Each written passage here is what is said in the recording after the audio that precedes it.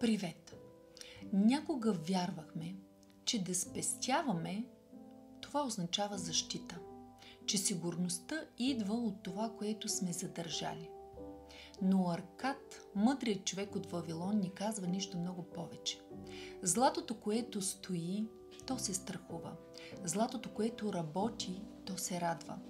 Или, с други думи казано, парите не обичат да бъдат затворени. Те искат да текат, да се движат, да създават. И тук идва третият урок. Накарай златото да заработи за теб. Не го оставяй да спи. Събуди го.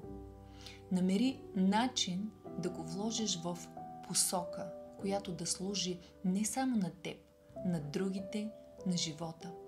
Парите не са зло, когато са слуги на доброто. И още нещо. Това е като онзи, който знае как да вложи правилно енергията си. Тогава той ще бъде богат не само в душата, но и в кесията си. Погледни, например, природата. Пчелата не събира мед, за да я задържи. Тя я влага в кошера си, в семейството, в бъдещето дори. Така и ние сме призовани да превърнем спестеното в движеща сила. Да го вложим в знания, в развитие, в съзидание. Защото богатството не е това, което задържаме, а е това, което умножаваме с любов, с мъдрост. Задай си днес един ключов въпрос. Какво бих могъл да пробудя в себе си? Къде мога да инвестирам не само пари, но и време, доверие, вяра? Това беше третият урок от 7-те урока, приятели.